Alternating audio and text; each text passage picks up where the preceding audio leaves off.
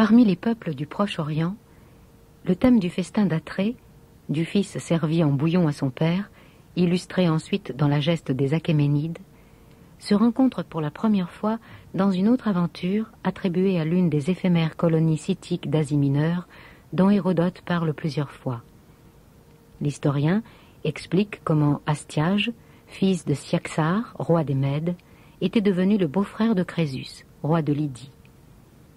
Une sédition, dit-il, ayant obligé une troupe de Scythes nomades à se réfugier en Médie, Cyaxare conçut pour eux tant d'estime qu'il leur confia des enfants pour qu'ils leur apprissent, outre leur langage, le maniement de l'arc. Bons chasseurs, les Scythes rapportaient tous les jours du gibier à la table royale. Un jour pourtant, ils revinrent les mains vides, et le roi, de naturel violent, leur fit les plus durs reproches. Indignés, les Scythes coupèrent en morceaux un des enfants dont ils avaient la charge et le servirent au roi, disant qu'il était le produit de leur chasse.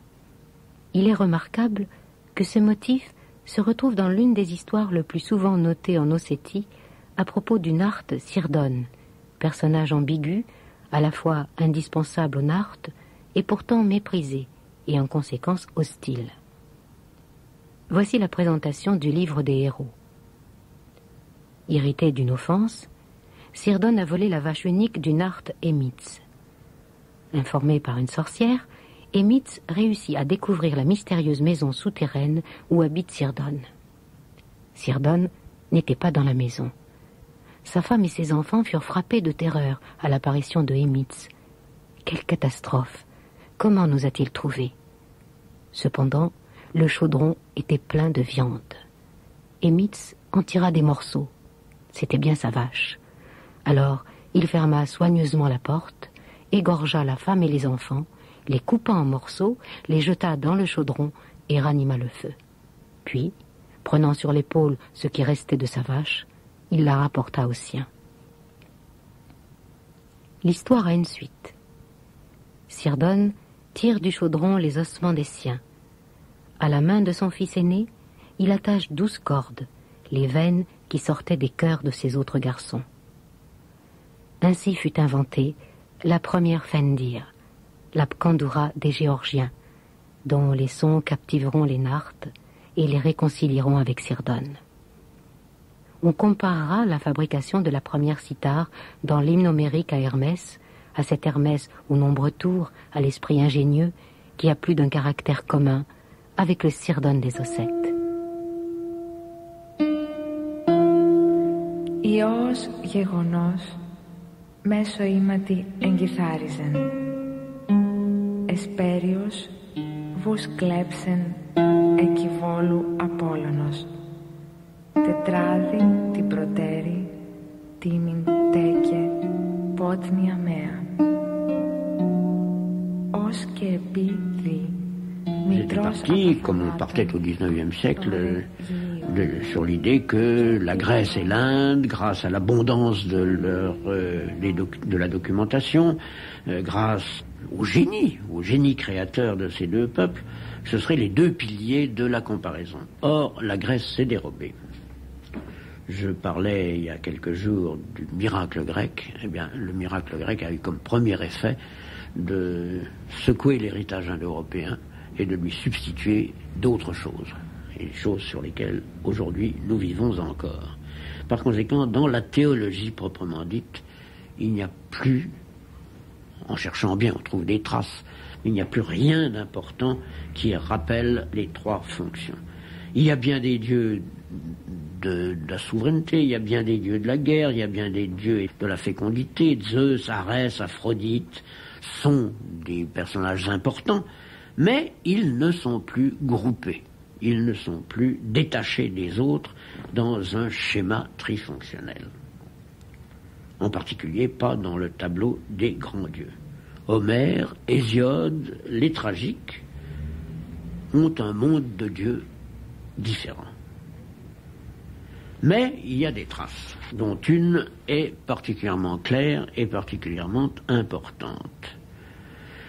C'est la légende qui explique la guerre de Troie et son issue fatale, la ruine de Troie. C'est la fameuse histoire du jugement de Paris. Vous savez ce qui s'est passé. Le jeune prince, qui était en même temps berger, le jeune prince Paris, gardait ses moutons dans les montagnes voisines de Troie, quand une triade de déesses s'est présentée devant lui en lui demandant de trancher leur débat, de déclarer qu'elle était la plus belle. Et ces déesses étaient Héra, Athéna et Aphrodite. Alors, suivant les versions, elles se sont présentées avec des atouts différents. Suivant une version usuelle, elles se sont présentées avec des promesses. Héra a promis au jeune prince, s'il lui donnait la préférence, l'Empire sur l'Europe et sur l'Asie. Athéna lui a promis la victoire dans toute bataille, et Aphrodite lui a promis la plus belle femme. Inutile de souligner le caractère fonctionnel de ces promesses. Suivant d'autres versions, elles se sont contentées de se présenter comme chez un grand couturier, avec leurs avantages vestimentaires ou avec leurs accessoires. Héra s'est présentée avec sa couronne et en faisant valoir qu'elle était la femme du souverain, la femme de Zeus. Athéna s'est présentée avec sa lance et Aphrodite s'est présentée avec ses charmes. Inutile également de souligner le caractère fonctionnel de ses attributs. Eh bien, cela nous prouve que dans une circonstance particulièrement importante de la pseudo-histoire grecque, puisque c'est tout de même le plus grand événement historique ou para-historique ou à moitié historique de l'histoire des premiers siècles du dernier millénaire, ainsi les Grecs ont continué à expliquer le malheur de Troie par le mauvais jugement de Paris qui a choisi la troisième fonction au lieu de choisir la fonction soit de souveraineté, soit de force guerrière. Il a préféré le plaisir. Et le résultat a été la ruine de sa ville et sa propre ruine.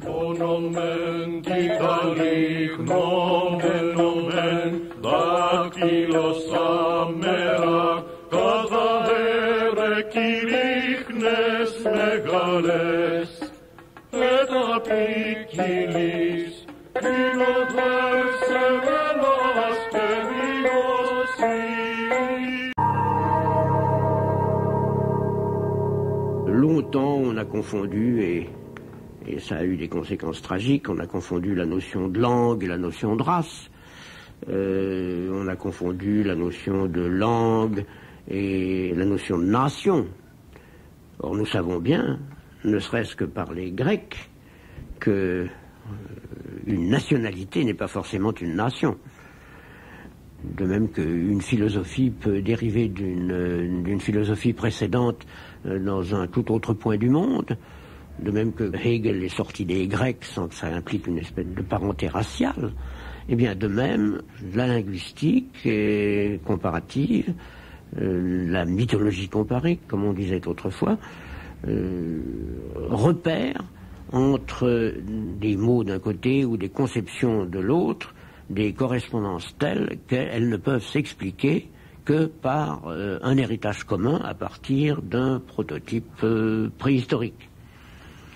C'est tellement vrai que l'étude comparée des civilisations indo-européennes a commencé en même temps que la linguistique comparative. Mais ici apparaît une différence essentielle et qui a beaucoup compliqué nos études, c'est que les mots sont des choses faciles à définir, à répéter, à observer, tandis que les idées, les concepts, les récits sont des choses beaucoup moins saisissables. Et alors ça explique ce fait que la linguistique comparative n'a pas cessé de progresser depuis le jour où elle a été fondée. Des erreurs ont été corrigées, des précisions ont été apportées, mais il y a une continuité linéaire entre le fondateur de la grammaire comparée et ses représentants les plus modernes, nos contemporains. Tandis que la comparaison des mythes, des légendes, etc., qui avait été entreprise avec enthousiasme par les premiers auteurs, qui étaient eux-mêmes des linguistes, eh bien, s'est perdue à la fin du XIXe siècle, dans des spéculations qui ont été abandonnées. C'est-à-dire qu'il y a un abandon de ces études pendant plusieurs décades, et se justifiant parfaitement parce que les méthodes qu'on employait n'étaient pas adaptées. Et alors, c'est vers 1920 qu'en Allemagne et en France, un certain nombre de chercheurs ont repris la question avec des moyens nouveaux. N'est-ce pas ? Entre-temps, l'ethnographie s'était développée, on savait un peu mieux ce que c'était qu'une religion, que des rituels, un système de pensée. Et alors on a repris la question, mais toujours avec le même fond de méthode, le même type de méthode, qui est ce que j'appelle la comparaison génétique. Et pour me répéter, je dirais que c'est la constitution d'un dossier contenant des variantes attestées chez les divers peuples de la famille, le repérage des coïncidences et des différences entre ces diverses versions, et par ce repérage, l'établissement robot, si on peut dire, d'une version plus ancienne dont les autres sont des dérivés.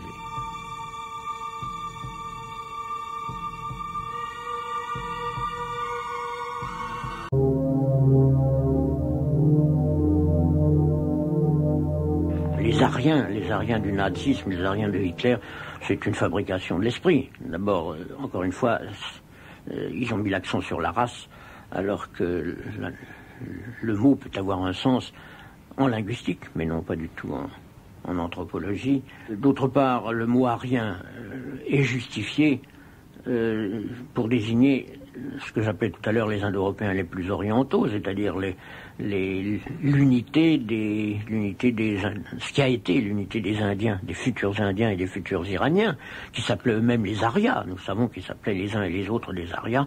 Par conséquent, il n'y aurait pas d'inconvénient à les appeler des Aryens. Mais alors étendre le mot arien à l'ensemble indo-européen, c'est un artifice. Et ça a couvert les entreprises que vous savez, n'est-ce pas? Mais il n'y a derrière ça que des rêves, de la mégalomanie raciale qui a fait tant de mal.